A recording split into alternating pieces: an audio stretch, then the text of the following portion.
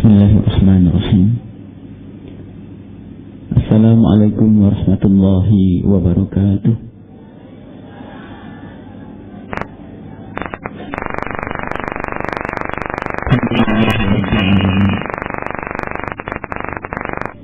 Ya Rabbana aslih dhata bainina. Ya Rabbana alif baina qulubina.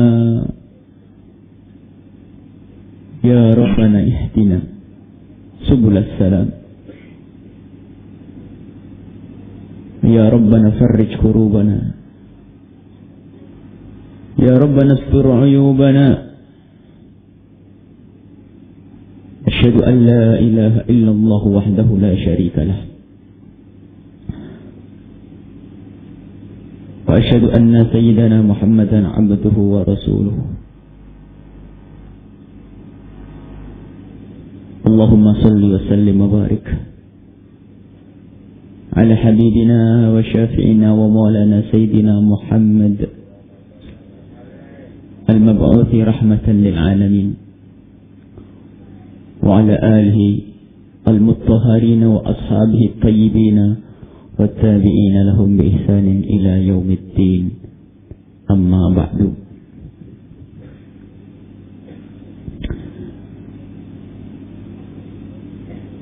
Hadirin hadirat yang dimuliakan Allah, yang kami cintai, wabil khusus para sepuh dan lebih khusus lagi guru kita semua, Romo Yai Mahfud, serta para masyayikh, para asatid yang hadir di tempat ini. Sungguh kita semua butuh kepada orang-orang yang membimbing kita, dan orang akan tersesat di saat tidak ada yang membimbingnya. Dan alhamdulillah pada saat ini dan sampai hari ini kita masih didampingi oleh guru-guru kita, dan itu nikmat besar dari Allah. Dan ketahuilah ada orang yang sepanjang hidupnya tidak pernah duduk dengan guru. Ada orang yang sepanjang hidupnya tidak pernah dibimbing oleh guru karena Allah tidak cinta kepadanya. Jadi guru tidak senang kepada dia dan dia pun tidak rindu kepada guru. Tapi alhamdulillah kita masih dikumpulkan oleh Allah di majlis ta'lim, majlis ilmu.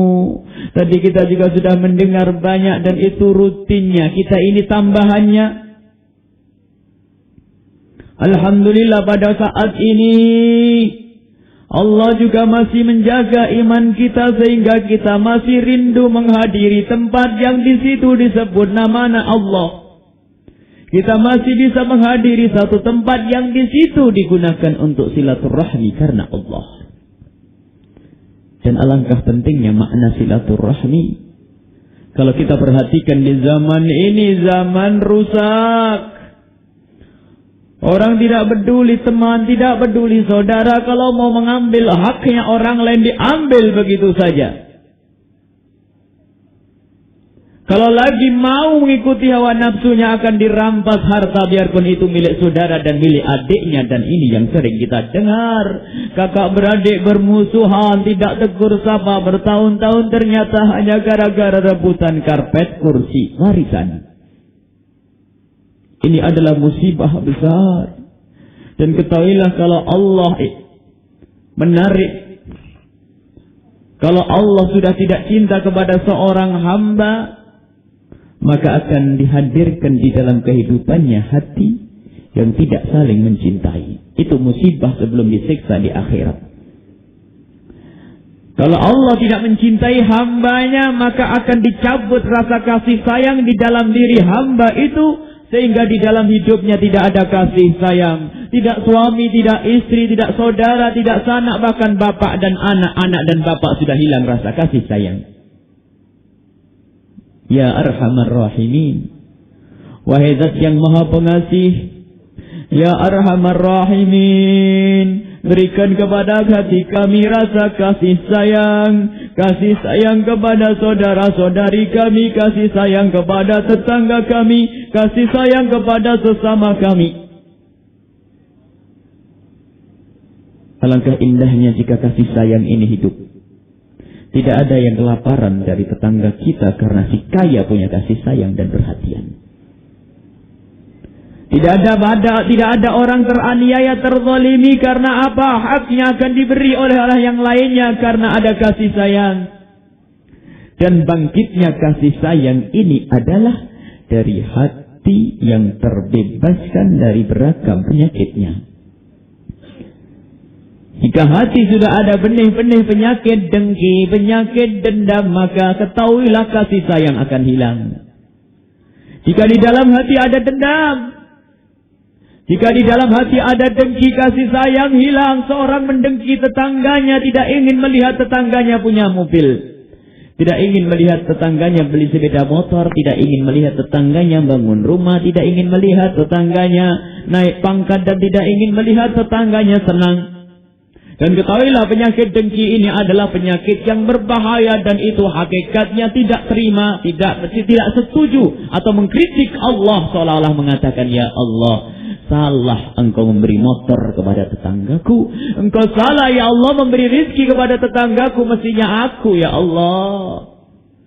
Ini kurang ajar kepada Allah Subhanahu wa ta'ala. Penyakit dengki, bibit permusuhan, penyakit dendam adalah menghadirkan satu kerenggangan. Tidak akan mesra jika orang di dalam hatinya ada dengki, tidak akan mesra orang yang hatinya ada dendam.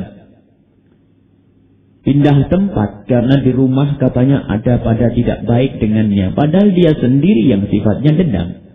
Masuk rumah yang satu lagi sama, karena manusia menurutnya adalah tidak baik, semua omongan tidak sengaja diambil hati. Dendam.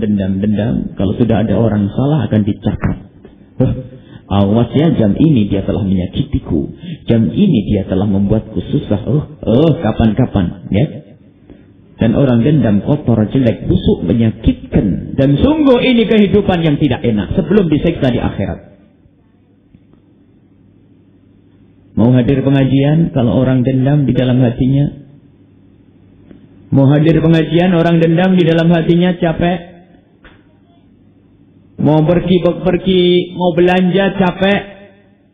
Mau duduk di rumah, capek. Karena apa?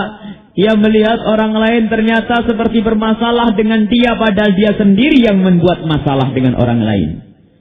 Mau menghadiri satu majelis, sudah lama dia tidak menghadiri majelis. Ingin dia hadir ke majelis, berangkat dia menghadiri satu majelis taklim pengajian karena dia senang dengan ustadz yang isi pengajiannya. Akan tapi ternyata dilihat di kiri kanan semua tempat sudah penuh. Karena tempat sudah penuh, maka dia pun melirik ke sana kemari. Aduh, kakiku sakit kena asam urat, nggak mungkin saya berdiri terus, atau nggak mungkin saya duduk di bawah. Cari kursi tidak ketemu, ternyata terlihat satu kursi. Dia senang, alhamdulillah ada satu kursi, dan duduklah dia di kursi itu. Setelah dia duduk, belum sempat mendengar pengajian, dia sadar bahwa yang di sampingnya itu adalah orang yang didendam. Maka saat itu sudah keringetan, bingung, dia sudah tidak nyaman, mulai miring-miring duduknya. Capek, pulang ke rumah, ditunggu oleh sang suami, rupanya belum datang. Suaminya telepon, Neng, 1 jam lagi saya mau datang, tolong masakkan ini. Dimasakkan sang suami dengan Masya Allah, hati-hati agar enak, bersih. Tapi ternyata garamnya habis. Kalau masakan kayak apapun enaknya, kurang garam nggak jadi enak. Dia pun harus mengambil uang ribuan pergi ke warung, dan warungnya di depan rumahnya, dekat. Sambil membaca sholawat karena dia membuatkan masakan untuk suaminya, dia senang sambil sholawatan. Sallallahu ala Muhammad. Mau masuk ke warung, ternyata di depan warung ada orang yang didendam tadi. Akhirnya dia bilang nggak jadi, ada dia.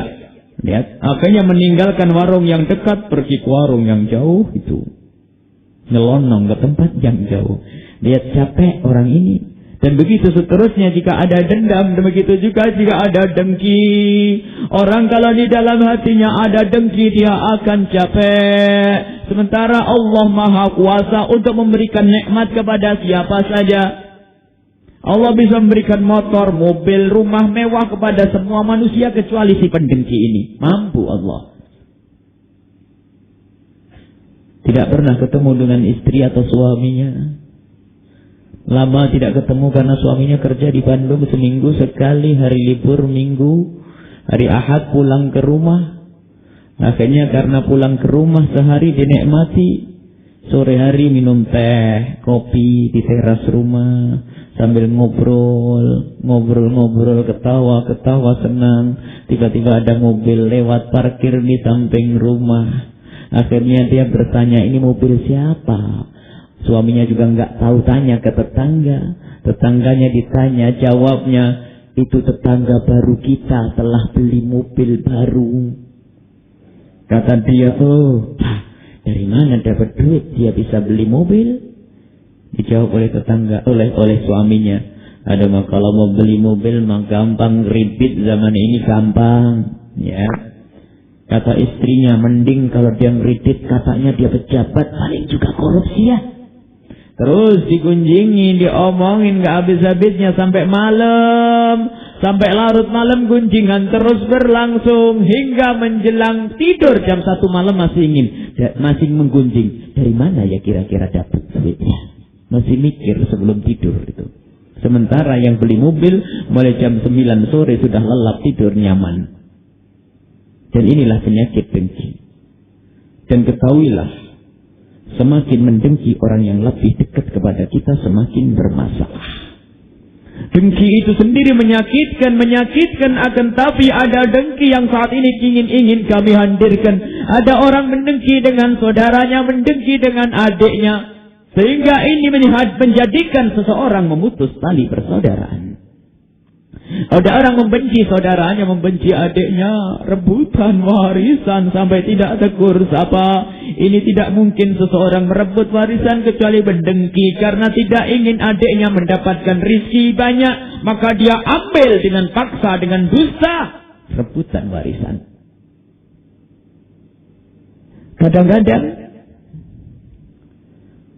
jika ada temannya membuat toko di sampingnya nggak ada masalah, tapi giliran adiknya membuat toko yang sama bermasalah bagi dia. Lihat, ini diuji oleh Allah. Silaturahmi pahalanya gede, luar biasa, dan memutus tali persaudaraan dosanya amat gede, luar biasa. Maka setannya pun gede-gede. Memutus tali persaudaraan. Kalau Nabi Muhammad mengancam, lan yadkhulal jannata qati'ur rahim. Tidak akan masuk surga orang yang memutus tali persaudaraan.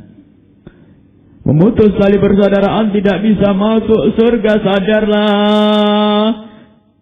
1 hektar, 2 hektar, 10 hektar tanah milik saudara kita yang kita ambil, yang menjadikan kita nikmat, bisa beli mobil, makan enak, motor, mobil rumah mewah. Berapa tahun kita bisa menikmati itu semua dengan harta ini? 60 tahun, 70 tahun, 80 tahun. Dan setelah itu berakhir dan akan kemana? Surga. Tidak ada surga buat dia. Tidak ada surga bagi orang yang memutus tali persaudaraan. Takutlah kepada Allah. Ayo kita jaga persaudaraan kita. Jangan sampai ada permusuhan di antara kita. Kadang-kadang orang tuanya belum dikubur, dia sudah mikir, karpet ini buat aku, kursi itu buat aku, talam ini buat aku. Dan alangkah busuknya manusia ini. Dan banyak sebab. Maka dari itu kami ingatkan bahwa urusan warisan segera dibagi, dan cara membaginya kembalikan kepada syariat Islam. Mohon diperhatikan ini. Yang memaksa, menyuruh membagi warisan dengan bukan syariat Islam, tentu ketahuilah di hatinya ada kebusukan. Kalau ada orang meninggal dunia, coba segera dibagi waris. Kalau warisan tidak segera dibagi, rumah pusaka yang sudah diduduki oleh adik yang paling bungsu ini sudah kelamaan duduk di situ, di saat ditanyakan, "Dek, yuk dibagi," tersinggung. Ini ngungkit-ngungkit, ya, bermasalah. Dan ini rupanya bukan hanya cerita karangan, karena terjadi banyak datang ke kami, warisan tidak segera dibagi. Kalau perlu belum dikubur bapak ibu sudah dibagi warisan itu. Ini kelewatan sekali, urusan dunia bapak ibunya belum mati. Oh tidak, ini demi keselamatan ibu. Dan ini kejadian, ada seorang meninggal dunia, langsung kita putuskan segera dibagi warisan. Belum berlalu 2 hari, warisan dibagi, hati masih sejuk, terenyuh. Ternyata semua dari ahli waris yang terima duit tiba-tiba mengatakan, duit ini saya sumbangkan ke masjid, semoga pahalanya nyampe ke orang tua. Lihat, karena hatinya masih sejuk, saat itu masih rindu kepada orang tua. Tapi kalau sudah lupa dengan dukanya, kenapa kau ambil ini, kenapa kau ambil itu, akhirnya terjadi permusuhan. Dan hati-hati, jangan dibiarkan warisan berlalu lama. Itu akan menjadikan musibah, itu akan menjadikan bencana. Mumpung hati masih baik diganti, dibagi. Sebelum hati ini rusak. Rusak kenapa? BBM naik, bikin bermasalah. Punya utang, bikin masalah. Dulu di saat lega-lega tidak ada masalah, akan tapi bersama perjalanan hidup ini, bersama banyaknya masalah ini, akan mikir orang, tanah ini sudah milikku, tanah itu miliknya dia, kalau bisa saya ambil. Ya, dengan adiknya sudah rakus, ketahuilah ini seperti binatang. Bahkan lebih dahsyat lagi, lebih jahat lagi. Lebih jahat lagi. Maka yang harus diperhatikan ini hati. Kenapa terjadi permusuhan semacam ini? Ternyata kenapa terjadi pertentangan antara adik dengan adik? Karena di dalam hatinya belum dibenahi. Maka dari itu saat ini kita harus membangun silaturahmi hati yang sesungguhnya. Silaturahmi bukan basa-basi kita ziarah setiap hari raya. Salaman, ngasih hadiah, nyiapkan buat ponakan 10.000. Bukan itu saja, akan tetapi hakikat silaturahmi adalah dengan hati kita sambungkan hati kita dengan saudara-saudari kita. Silaturahmi hati. Kalau silaturahmi jasad gampang, orang bisa bertemu setiap hari dan bisa tertawa bareng saat itu. Akan tetapi belum tentu hatinya bisa tegur sapa. Belum tentu hatinya bisa tegur sapa. Tapi ini yang harus kita jaga hati ini. Bisakah kita di saat kita berpisah mendoakan saudara kita? Di saat kita tidak ada di tempat. Di saat saudara kita tidak terlihat oleh mata kita. Lalu kita mendoakan dengan doa-doa yang baik. Itulah yang diajarkan oleh Nabi Muhammad. Di antara doa yang tidak pernah ditolak oleh Allah adalah doa untuk saudaranya di saat tidak ada di hadapannya. Kalau kita mendoakan saudara kita yang baru ngirim sarung, itu bisa basa-basi biar ditambah kopiah, biar ditambah baju koko. Tapi kalau sudah hadiah kita bawa pulang, setelah itu kita hadirkan doa, ya Allah tambahlah rizki orang yang mengasihi aku, tambahlah manfaat hartanya, dan begitu seterusnya. Itu doa dalam ketulusan dan dijawab oleh malaikat walaka bimislin. Malaikat memohon kepada Allah yang isinya, engkau yang telah mendoakan saudaramu akan mendapatkan sama seperti yang engkau doakan. Ini makna. Maka silaturahmi yang sesungguhnya adalah dengan hati saling menghadirkan doa. Menjalin hubungan silaturahmi dengan reuni keluarga Bani Fulan. Tidak menyelesaikan masalah kalau belum dengan hati. Reuni keluarga Bani Fulan diadakan setiap tahun, dengan makan mewah dan sebagainya. Warisannya belum beres, ininya belum beres, ataunya hati belum beres. Akhirnya setelah pertemuan itu pun di luar akhirnya gunjing. Tuh, mobilnya baru. Halah, biar mobil baru itu bagian saya tuh, lihat. Rupanya bukan menjadi baik. Akhirnya pertemuan itu malah untuk mencari-cari celah saudaranya. Sampai di rumah diomongkan, Pak tuh tambah enak terus tuh. Itu kan harta kita itu. Apalagi nak. Nah, akhirnya kadang-kadang anaknya diracuni. Kamu tahu enggak paman itu? Kenapa ma? Paman itu sekarang enak. Tapi enaknya itu enggak tahu lah itu dari mana duitnya. Itu semua waris kita dibawa ke dia. Diambil paman itu dan seterusnya meracuni anak-anaknya. Sehingga anak-anaknya ini menjadi orang yang rusak juga hatinya. Dan ketahuilah orang yang menyambung tali persaudaraan itu bukan orang yang membalas hadiah di saat diberi hadiah. Bukan orang yang membalas kebaikan di saat dibaikin. Akan tetapi seperti yang disabdakan Nabi, orang menyambung tali persaudaraan itu bukan bil mukafi, bukan orang yang balas, akan tapi Orang yang menyambung silaturahmi itu adalah di saat dia disakiti, di saat dia diputus, dia yang menyambung. Dia yang menyambung. Dia yang menyambung, dia memulai, itu adalah hakikat silaturahmi. Kalau dibaikin baru balas, ya gampang. Karena dibaikin, sudah merasakan enaknya, dikirimi apel, kasih hadiah, kasih duit. Akan tapi di saat kita disakiti oleh saudara kita, kita yang datang, itulah kemuliaan.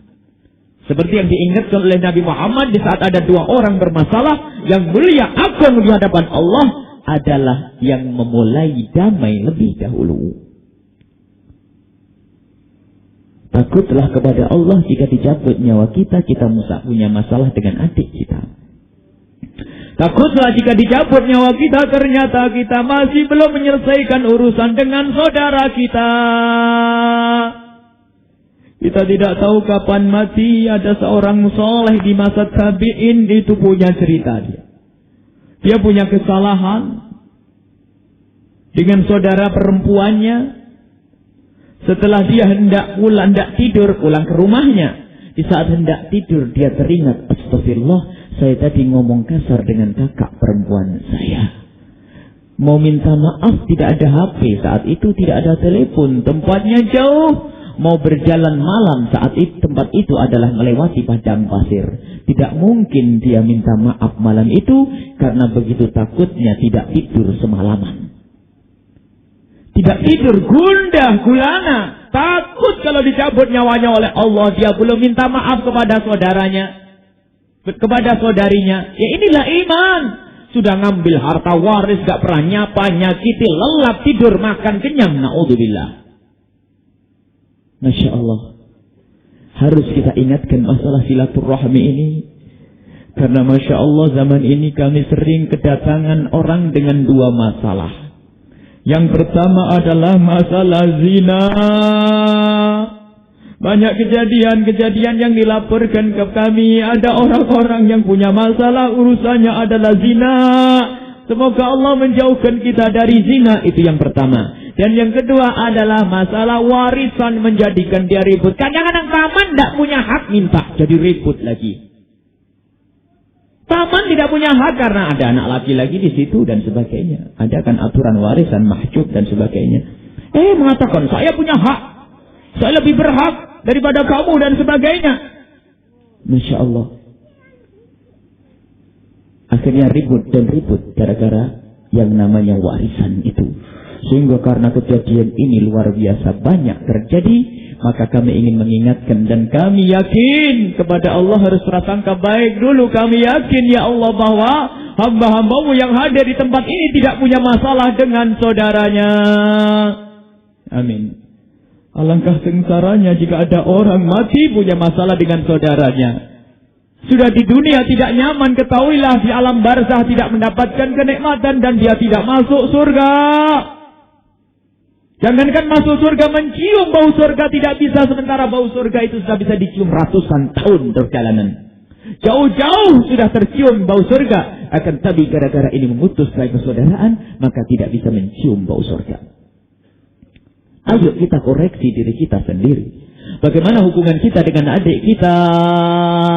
Jangan menuruti hawa nafsu kita, dan ketahuilah jika nafas yang kita hembuskan itu nafas yang terakhir, maka kita tidak bisa bernafas lagi. Dan saat itulah saat yang mengerikan bagi orang yang memutus tali persaudaraan. Umur kita ini ada jatahnya. Jangan mengatakan saya akan minta maaf nanti saja kalau sudah tua. Iya, kalau sempat tua, masih duluan belum minta maaf, mau apa? Dan jangan minta maaf di saat kita salah saja. Jangan minta maaf kepada saudara di saat kita salah saja. Sebab ada orang yang memang tidak pernah ngerasa salah. Ada orang yang gak pernah ngerasa salah, mentang-mentang paling tua, paling pinter, ngerasa bener terus. Ya bermasalah kalau sudah begitu. Kapan dia minta maaf? Padahal omongannya nyakiti adik-adiknya, tingkah lakunya menyakiti adik-adiknya. Sementara sifatnya tidak suka minta maaf, maka kapan maaf bisa terwujudkan? Maka mari kita minta maaf kepada saudara-saudari kita. Minta maaf kepada adik-adik kita di saat dia yang salah sekalipun. Jangan menunggu. Dan kemuliaan adalah bagi orang yang memulai. Memulai untuk baik. Memulai untuk berdamai. Ini adalah kemuliaan. Dan itu adalah sinan cinta. Maka kita harus bangun ini silaturahmi yang sesungguhnya. Kadang-kadang juga silaturahmi ini orang tua, perpecahan antara saudara ini disebabkan oleh orang tua. Kadang-kadang perpisahan antara anak dengan anak ini sebabnya orang tua yang tidak adil. Mentang-mentang anak bontot paling disayang, sudah kalau minta apa aja bakal dikasih nih. Giliran kakak-kakak yang lainnya mesti pura-pura begini dan sebagainya. Atau di saat adiknya yang salah, kurang ajar sama kakaknya, tetap yang dibela adiknya dibilangi, kasihan dia, adikmu masih kecil, umur 18 tahun masih kecil. Ini adalah cinta yang berlebihan dan menjadikan tidak adil, akan menimbulkan kebencian di dalam diri anak. Akhirnya ada dengki, ada ngiri, sehingga kalau bapak ibunya mati, dia mengatakan, tuh siapa yang bilang kau mati, bapak ibu sudah. Maka orang tua harus adil. Artinya adil itu bukan berarti kakak tertua dikasih 1 juta terus anak yang masih orok dikasih 1 juta. Tidak. Artinya harus direncanakan, diupayakan untuk berbuat adil. Jangan sampai dalam urusan zahir ini kita membeda-bedakan. Semua adalah anak. Kalau ada yang bersalah, kita hukum. Akan tapi bukan berarti harus tidak adil ini. Kesalahannya apa? Nggak mau dengar. Kalau nggak mau dengar jangan dikasih sekarang. Tetapi di saat dia kembali nanti tetap kita kasih. Sebab ada orang kalau sudah namanya anak kesayangan, semuanya harus dikasih, bahkan sampai kakak-kakak adik-adiknya yang lainnya kalau minta pasti tawasulnya kepada anak yang tersayang. Minta ke umi, minta ke abah. Karena tahu kalau dia sendiri minta tidak dikasih, maka adiknya jadikan senjata. Dia lewat adik tapi sebetulnya dia ngiri. Semuanya lihat tuh kalau sudah adik yang minta dikasihkan tuh. Kalau sudah adik minta dikasihkan, ya tuh memang ibu ini pilih kasih. Sudah mulai ngomong begitu. Ini akan tertanam kebencian. Bapak ibunya mati, perpecahan. Sudah jangan dikasih waris. Dia sudah banyak duit dulu. Sudah dikasih waktu hidup. Akhirnya apa? Ya sudah disisihkan aja. Warisnya kurangi. Oh, mulai itu lihat. Gara-gara orang tua yang tidak adil, orang tua yang tidak benar di dalam mendidik. Termasuk orang tua harus mencermati anak-anaknya. Jangan sampai ada bibit permusuhan di anak. Dibiarkan saja. Dalam satu keluarga misalnya, kalau ada yang berbuat salah kepada saudaranya, zalim kepada saudaranya, dihukum oleh orang tua. Mungkin tidak disapa, tidak diberi uang saku, atau apa. Ini harus ada pendidikan dari orang tua. Kalau ada adik kok berani kurang ajar kepada kakak, sini. Siapa yang ngajari kamu untuk kurang ajar? Mulai hari ini tidak ada uang saku. Karena kakak itu adalah mewakili ibu kalau ibu tidak ada. Kakak mewakili bapak kalau bapak tidak ada. Kalau kamu tidak bekti ke kakak berarti tidak bekti kepadaku. Harus begitu. Bukan malah dibela adiknya. Enggak apa-apa, adikmu masih kecil, kasihan. Jangan. Termasuk kalau kakak kurang ajar kepada adik langsung ditegur. Neng, adik itu seperti anakmu. Karena kamu akan mewakiliku jika aku tidak ada. Jangan aniaya, jangan dolim. Sebab kalau kamu aniaya kepada adikmu berarti aniaya kepada ibu dan bapak. Lihat. Akan dicermati. Jangan dibiarkan melihat anaknya mulai berantem ribut. Kadang-kadang ibunya itu tidak adil. Membela. Tidak harus adil. Siapa yang salah harus dihukum. Karena anak itu kadang-kadang menjadikan musibah. Kadang-kadang mengantarkan orang ke surga. Tapi kadang-kadang menjadikan masuk neraka. Anak bontot laki-laki sakit-sakitan. Ini sudah. Ditunggu punya anak 5 perempuan semuanya. Nunggu anak laki-laki ya. Muncul anak laki-laki 1. Sudah begitu masuk rumah sakit lama. Operasi lagi. Tambah ini. Akhirnya dikit-dikit berbuat salah. Jangan biarin, jangan ini. Sudah anaknya bejat jadi setengah setan. Kurang ajar kepada yang lainnya. Bibit perpecahan ada di situ. Lihat. Ini orang tua. Kadang-kadang ikut campur dalam merusak hati para anak-anak. Maka kita harus selalu berpikir bagaimana anak-anak kita nanti tetap akur, tentrem, ayem. Kalau ada penyakit di dalam keluarga, anak yang suka ganggu, suka merusak, harus segera kompak kita menghukum dia. Menghukum artinya bukan harus dibunuh, tidak. Akhirnya harus ada didudukkan. Hari ini anak-anakku yang tercinta, ada kesalahan dilakukan oleh si A. Kalau dia tidak segera taubat, tidak segera menyesali, maka aku tidak mau nganggep dia. Nganggep artinya dimarahi, bukan nganggep dalam Islam tidak ada. Tetap nasab sambung, artinya harus dihukum. Dengan cara apa saja? Awas, jangan diulang lagi. Yang lain dengar. Yang lain akan merasa takut untuk melakukan pelanggaran. Dan juga kemesraan suami istri, kemesraan di dalam keluarga ini membantu sekali untuk menciptakan keindahan di anak. Bapak ibu bermusuhan, anak tidak menghargai ibu, tidak menghargai bapak. Kalau sudah anak tidak bisa menghargai ibu dan bapak, pasti dia tidak akan menghargai saudara-saudaranya. Maka bapak ibunya mati, sudah terbiasa berantem terus sampai warisan rebutan.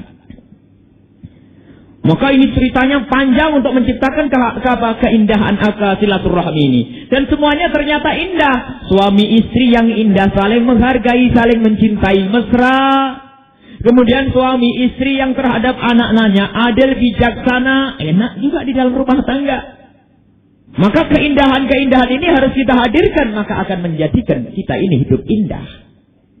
Tapi kalau sudah bapak ibu perang, musuhan, ribut, anak tidak karu-karuan, anak menghormati bapaknya yang anjing kata ibunya, menghormati ibunya yang kucing kata bapaknya. Saya punya bapak anjing, ibu kucing, bagaimana saya bisa menghargai? Karena ada sebagian orang itu kalau sudah berantem caci maki. Didengar oleh anaknya, direkam oleh anak, bingung anak ini. Aduh, gimana saya harus menghargai bapak dan ibu saya karena seperti itu.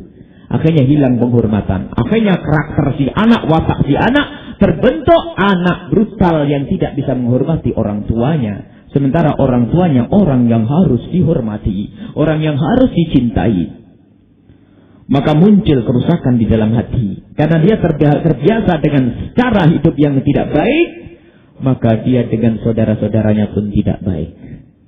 Inilah para hadirin hadirat yang dimuliakan Allah. Silaturahmi harus terus kita jalin. Kita kembali dengan cara menghilangkan penyakit-penyakit itu adalah dengan doa. Kayak apapun saudara kita menyakiti kita, jangan mendoakan yang jelek dengan saudara kita. Biasakan dengan doa-doa yang baik. Ini setelah terjadi. Kalau tadi itu upaya untuk menghindari perpecahan dengan pendidikan yang baik di keluarga. Akan tapi jika sudah terjadi bagaimana? Karena kita sudah tua semua di sini yang hadir. Sudah tua sendiri, sudah tua semuanya. Maka bagaimana jika terjadi di antara kita hal yang semacam ini? Jadi ada pencegahan ya. Pencegahan harus kita lakukan untuk anak-anak kita. Misalnya di antara kita ini sudah terjadi permusuhan antara saudara. Terjadi perebutan waris antara saudara. Bagaimana cara menyelesaikannya? Yakini bahwa saat itu ada penyakit yang namanya penyakit dengki, dendam, kotor hati.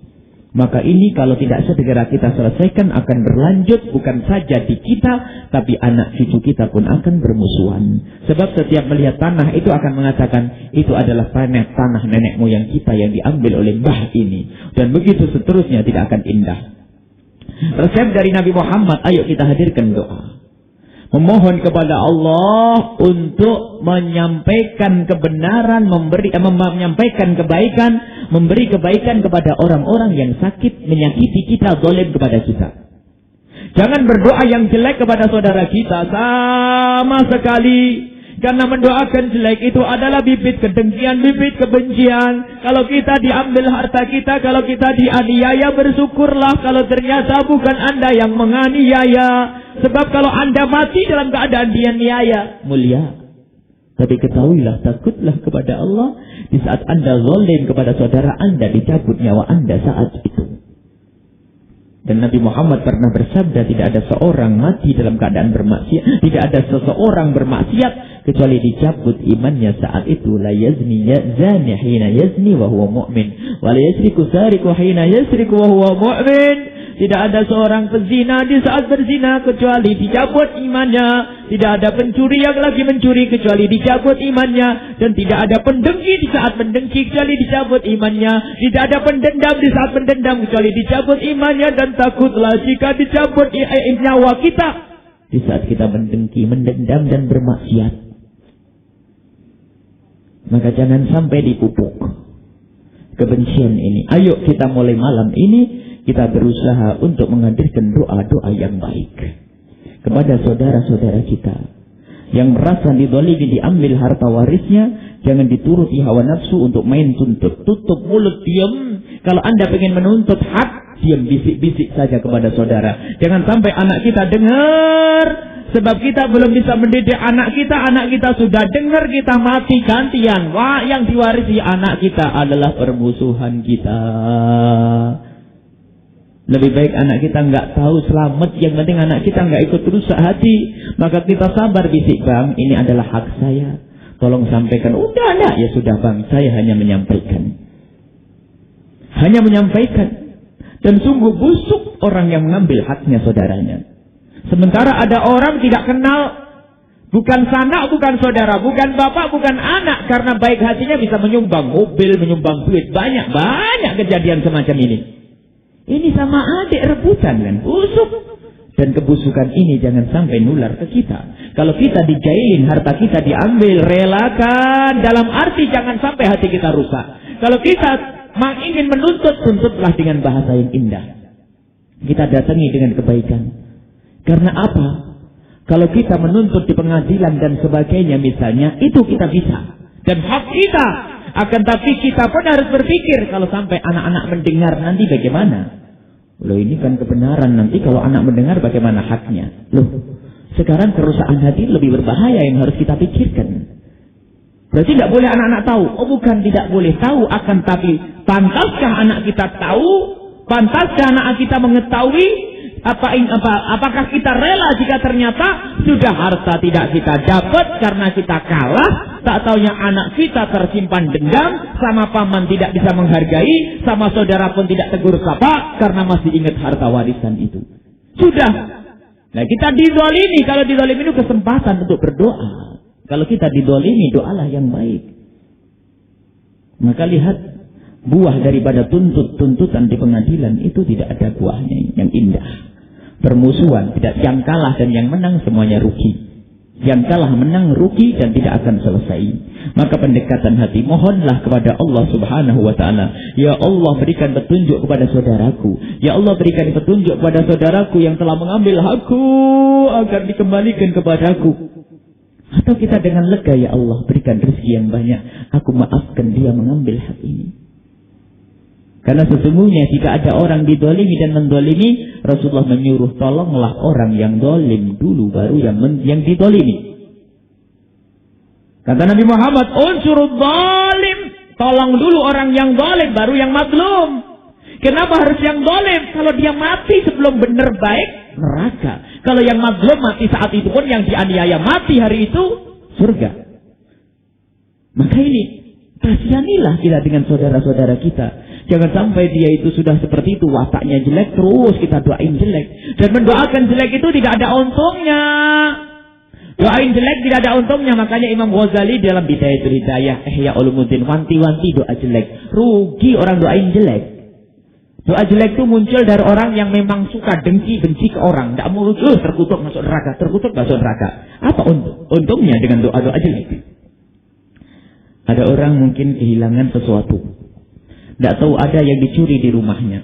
Karena dia marah. Sepeda anaknya yang baru beli harga 600.000. Dicuri. Ngutuk, marah. Kurang ajar. Ini sepeda untuk anak kecil saya yang paling saya sayang. Terkutuk orang ini. Didoain dengan doa-doa yang jelek. Diterima oleh Allah doa ini ya. Akhirnya orang yang mencuri ini menjadi penjahat gede. Besok motor kita yang dicuri. Rugi kita. Penyakit bayar utang. Biasanya ada. Orang kalau lagi pinjam duit manis, senyum-senyum. Tapi giliran bayar utang itu lari-lari ya. Banyak seperti itu. Kalau didatangi lari lagi, didatangi lari lagi, bohong lagi. Katanya pergi sepatunya di rumah. Jadi keluar nggak pakai sandal dia tuh. Jadi banyak seperti itu. Di dalam Islam ada keindahan. Kalau ternyata ada orang semacam itu, jangan dikutuk. Kalau memang dia tidak punya duit, kasih tempo. Kalau dia zalim, jangan didoakan dengan doa yang jelek. Coba kalau kita doain jelek, dan sementara dia zalim kepada kita, doa kita dikabul. Kurang ajar, terkutuk, sudah dipinjami duit, malas begitu. Didoain yang jelek. Tambah melarat, dia nggak bisa bayar utang dia. Tapi juga coba didoain yang baik, ya Allah, sudah saya pinjemin sementara saya butuh, kok masih tidak bayar, sudah begitu lari-lari, ya Allah, semoga Engkau tolong dia, ya Allah, tolonglah dia, berikan rezeki yang banyak, ya Allah. Karena kita dizalimi, doa kita dikabul, dibayar hutang kita nanti. Doa yang baik untuk membersihkan hati, jangan dituruti mendoakan orang dengan doa jelek. Ketahuilah doa jelek itu, doa yang jelek itu akan melambung ke langit, dan setelah itu dikembalikan ke bumi, dan dicari orang yang didoakan itu. Kalau pantas ia akan terkena, kalau tidak balik kepada yang doa. Rugi kalau kita doa jelek. Kita doain orang lain dengan doa-doa yang jelek, doa ini akan melambung ke langit dan dikembalikan lagi oleh Allah untuk mencari yang kita doakan itu. Kalau cocok terkena, kalau enggak yang doain itu kena. Berarti kita doain diri kita dengan doa yang jelek. Maka enggak usahlah kita dengan doa-doa yang jelek. Maka ternyata resep pembersih hati kita itu adalah dengan doa. Ayo kita mulai saat ini melatih hati kita untuk senantiasa mendoakan saudara-saudari kita. Termasuk di saat kita hendak silaturahmi, reuni di hari raya, mau silaturahmi, jangan mendahulukan pertemuan dulu, dinasihati. Anak-anak kita setiap malam, nak, ayo kumpul semuanya. Kumpul apa, Ma? Ayo makan bareng. Sebelum berangkat ke rumahnya paman dan yang lainnya, ayo kita doakan paman. Semoga paman kita dapat rezeki yang banyak. Ada yang nutup, paman kan kurang ajar sama kita, Ma. Loh, tidak boleh seperti itu. Biar paman kurang ajar, tapi kalau kita doakan kan berubah nanti. Kan paman katanya suka ngolok-ngolok Umi. Sudahlah, nggak apa-apa, biar ngolok-ngolok. Yang penting Umi nggak boleh ngolok-ngolok. Didoain terus dengan doa-doa yang baik sebelum silaturahmi. Maka di saat pergi menemukan apapun pada diri pamannya, tidak akan panas, tidak akan sakit hati. Ada ibu yang menyuruh silaturahmi, tak taunya yang merusak anaknya. Nak, ke rumah pamanmu sana. Kenapa, Ma? Kita banyak dosa, kita sering ngomongin, sering ngerasalin dia. Memang pamanmu kan kurang ajar, tapi kan kita harus minta maaf, nak. Oh iya, Mi, berangkat minta maaf anak-anaknya ini.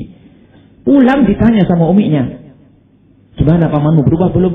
Enggak, Ma, masih saja saya dicuekin. Dasar paman memang begitu ya. Nah, sudah anaknya silaturahmi, pulang ke rumah mau dirusak lagi. Lihat, karena apa? Silaturahminya bukan hati, silaturahminya hanya zahir ketemu. Dan kadang-kadang ibu ini yang rusak, ya. Ibu kadang-kadang seorang ibu merusak anaknya. Ibu yang nggak sabaran itu merusak anaknya, bukan ibu yang di sini. Kadang-kadang punya masalah dengan saudaranya, itu cerita kepada anaknya. Itu lebih bibikmu itu kurang ajar bener. Oh, katanya saya dikatain gini. Kata anaknya, sudahlah Bu, sabar. Sabar gimana, memang betul begitu kurang ajar nih. Anaknya kadang-kadang sudah mulai benar karena mondok. Ibunya yang rusak. Karena apa? Enggak bertahan. Memang benar. Sudahlah Bu, enggak boleh gunjing orang. Ini bukan gunjing, kenyataan ini. Masya Allah. Terus rusak anak ini gara-gara ibu. Maka ternyata harus diperhatikan hati anak-anak kita. Keadilan dia dalam diri kehidupan anak kita harus kita perhatikan. Jangan sampai kita tidak adil. Kemudian keindahan di dalam rumah tangga. Kemudian setelah itu biasakan untuk mendoakan yang baik kepada saudara-saudari kita. Dan semoga Allah menjauhkan jika ada di tempat ini yang ternyata masih punya ganjalan kepada adiknya dan saudaranya. Takutlah jika ternyata sebelum kita memohon ampun dicabut nyawa kita oleh Allah. Mau kemana setelah itu? Harta yang kita tumbuk tidak kita bawa. Harta yang kita tumbuk rumah megah ternyata buat anak-anak kita.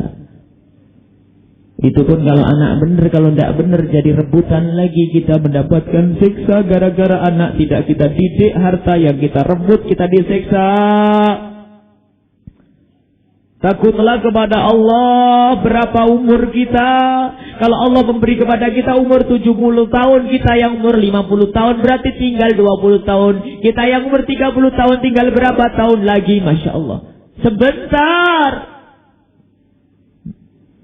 Harus kita berpikir terus yang demikian ini. Jangan sampai hidup ini tidak indah. Jangan sampai hidup ini tidak nyaman. Inilah para hadirin hadirat yang dimuliakan Allah. Jadi kita nanti pulang ke rumah mengoreksi diri kita. Dan ingat, apa yang kami sampaikan ini bukan untuk orang lain. Apa yang kami sampaikan ini bukan untuk orang lain, akan tapi untuk diri sendiri. Dan namanya memutus tali persaudaraan sebabnya bukan urusan dunia saja. Karena begitu gede setannya. Urusan agama pun ada. Hati-hati, urusan agama ada. Pesantren misalnya, nah ini ada.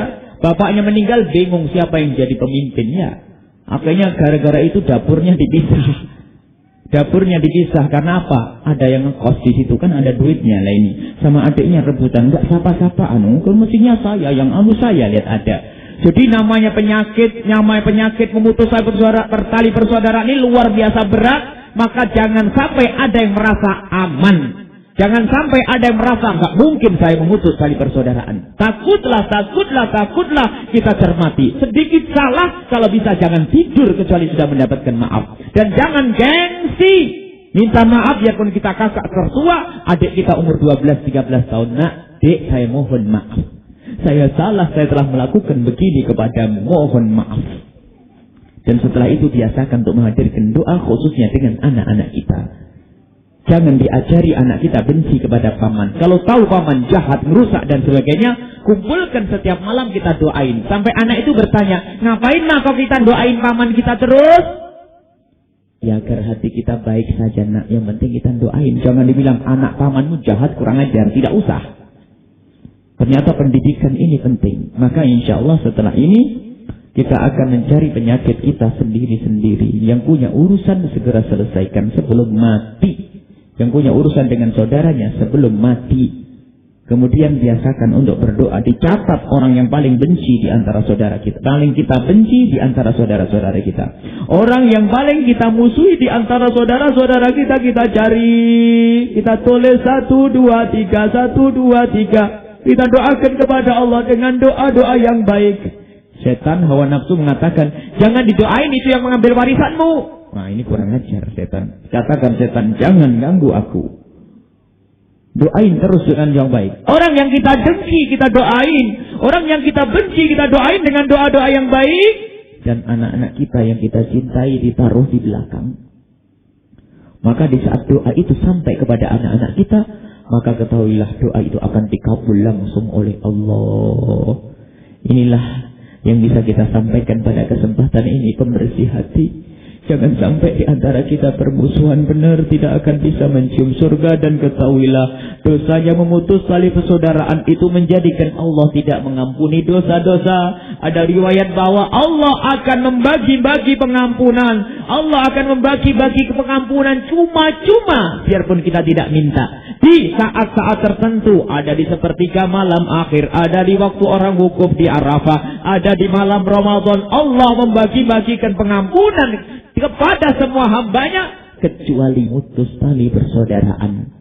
Gede dosanya memutus tali persaudaraan. Kalau ada orang memutus tali persaudaraan cukup untuk masuk neraka, langsung tol itu.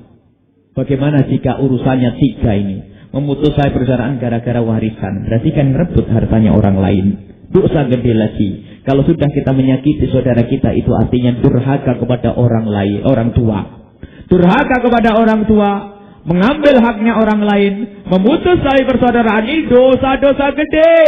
Dan tidak akan bahagia orang yang semacam ini. Maka ayo semua koreksi. Pulang koreksi diri sendiri, nggak usah ngoreksi orang lain. Penyakit kalau ngoreksi orang lain.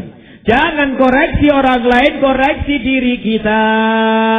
Kalau kita punya salah, segera minta maaf. Kalau kita dizolimi, kita tata hati kita. Jangan sampai zolimnya orang lain itu kita balas dengan kebencian, kedengkian, doa yang jelek. Inilah insya Allah yang bisa kita sampaikan pada kesempatan ini. Karena waktu sudah malam dan insya Allah cukup dari apa yang disampaikan oleh guru kita tadi dan tambahan dari kami. Semoga Allah menjadikan kita orang yang saling mencintai kepada saudaranya karena Allah. Ini saja. Bismillahirrahmanirrahim. Alhamdulillahirabbil alamin.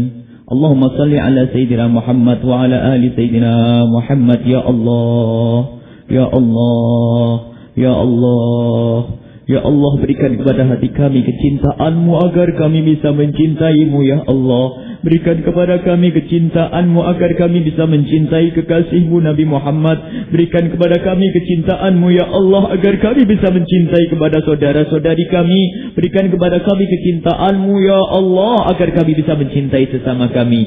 Ya Allah, jauhkan kebencian di hati kami dengan saudara kami. Jauhkan kedengkian di hati kami kepada saudara kami ya Allah. Gantilah dengan cinta, gantilah dengan kasih sayang ya Allah. Ya Allah, jauhkan kami dari memutus tali persaudaraan gara-gara rebutan warisan ya Allah. Jauhkan kami daripada memutus tali persaudaraan gara-gara mengikuti dengki hati kami ya Allah. Sungguh Engkau Maha Kuasa, Engkau Maha Kuasa ya Allah. Sungguh hal ini sering terjadi, dan jika ada di antara kami yang hadir di tempat ini ya Allah, jika ada di antara kami ada yang tidak tegur sapa dengan saudara gara-gara rebutan warisan, jika ada di antara kami yang bermusuhan dengan saudaranya ya Allah, berikan pada malam ini kelembutan hati ya Allah. Berikan kesadaran kepada mereka dan ampuni dosa mereka ya Allah. Kami tidak ingin ada yang hadir di tempat ini Kau siksa kelak gara-gara memutus tali persaudaraan. Maka ampuni ya Allah. Wujudkan keindahan di dalam mereka, di dalam kehidupan mereka ya Allah. Ya Allah, ya Allah, jagalah persaudaraan kami ya Allah. Ya Allah, jagalah persaudaraan kami ya Allah. Jagalah persaudaraan kami ya Allah. Kami takut Kau cabut nyawa kami di saat kami bermusuhan dengan saudara kami ya Allah.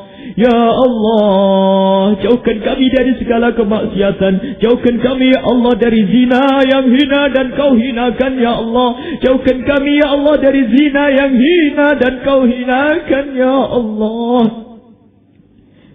Yang saat ini sering terjadi ya Allah, kehinaan ini ya Allah sering terjadi ya Allah. Jauhkan dan jauhkan ya Allah. Jika Engkau telah menjaga kami dan anak-anak kami, sungguh tidak akan ada yang bakal terjerumus ya Allah.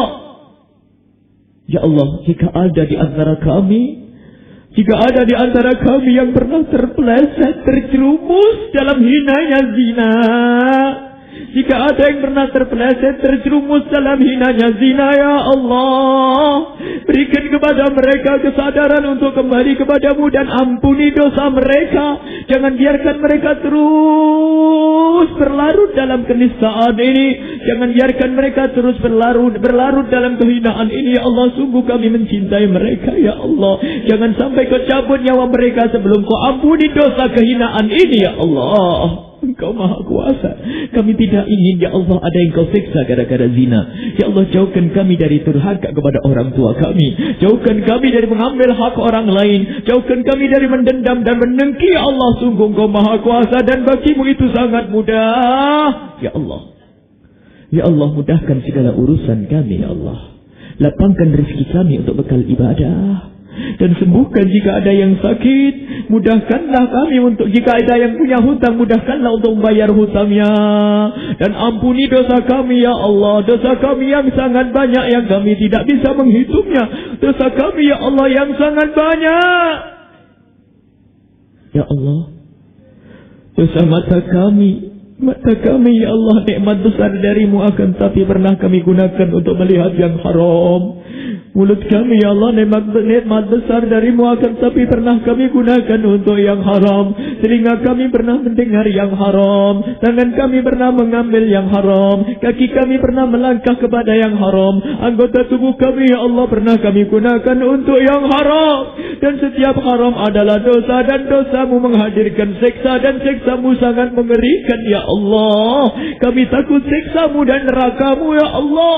Nerakamu kami takut ya Allah. Kami takut nerakamu. Seperti yang dihabarkan oleh kekasihmu Nabi Muhammad.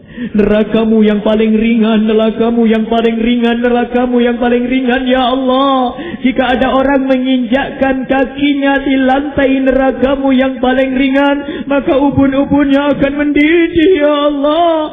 Kami takut bagaimana jika itu neraka yang paling panas ya Allah. Ya Allah, jauhkan. Jangan ada satupun di antara kami merasakan sedetik di neraka ya Allah. Jangan sampai ada di antara kami merasakan sesaat di neraka ya Allah, maka ampuni dosa kami. Dan tidak ada yang mengampuni dosa-dosa kami kecuali Engkau. Tidak ada yang mengampuni dosa kami kecuali Engkau ya Allah. Ya Allah, ya Allah, ya Allah, ampuni dosa orang tua kami, ampuni dosa guru-guru kami ya Allah, ampuni dosa orang tua kami, guru-guru kami dan kami semua ya Allah. Ya Allah, ya Allah, ya Allah, ya Allah, ampuni dosa kami ya Allah, ampuni dosa kami ya Allah, ampuni dosa kami ya Allah, ampuni dosa kami ya Allah, ampuni dosa kami ya Allah. Jangan kau cabut nyawa kami sebelum kau ampuni dosa kami ya Allah. Ya Allah, ya Allah, kami takut ya Allah. Kami takut jika kau cabut nyawa kami belum kau ampuni dosa kami ya Allah. Jangan sisakan sedikit pun ya Allah dari dosa-dosa ini. Ya Allah, panjangkan umur kami dalam ketaatan serta sehat walafiat. Dan di saat Engkau hendak mencabut nyawa kami ya Allah, di saat Engkau hendak mencabut nyawa kami ya Allah, cabutlah nyawa kami di saat kami rindu kepadamu. Jika Engkau hendak mencabut nyawa kami ya Allah, cabutlah nyawa kami di saat kami beribadah khusyuk di dalam salat kami. Jika Engkau hendak mencabut nyawa kami ya Allah, cabutlah nyawa kami di saat Engkau ridha pada kami. Jangan cabut nyawa kami ya Allah, jangan cabut nyawa kami di saat kami bermaksiat. Jangan cabut nyawa kami ya Allah di saat kami memutus tali persaudaraan. Jangan cabut nyawa kami ya Allah di saat kami berbuat dosa ya Allah. Jangan cabut nyawa kami di saat kami durhaka kepada orang tua kami. Jangan cabut nyawa kami di saat kami mendendam mendengki. Jangan cabut nyawa kami ya Allah di saat kau murka pada kami ya Allah. Sungguh Engkau Maha Kuasa. Kami takut mati dengan sejelek-jelek kematian. Kami takut mati dengan sehina-hina kematian, dengan mati yang hina ya Allah. Ya Allah, ya Allah, ya Allah. Jadikanlah majlis yang kami saksikan ini adalah majlis yang akan kami saksikan kelak di surgamu bersama kekasihmu Nabi Muhammad.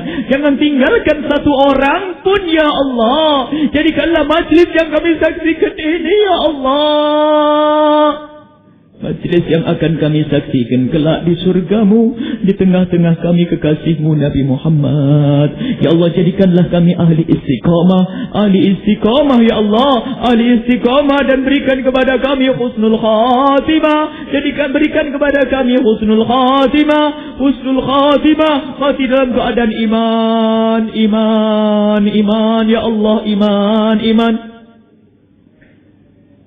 Ya Allah, di saat Engkau mencabut nyawa kami, jadikanlah ya Allah hati dan lidah kami senantiasa mengucapkan kalimat agung La ilaha illallah Muhammadur Rasulullah. Rabbana atina fid dunya hasanah wa fil akhirati hasanah wa qina adzabannar. وصلى الله على سيدنا محمد وعلى آله وصحبه وسلم والحمد لله رب العالمين. الفاتحة.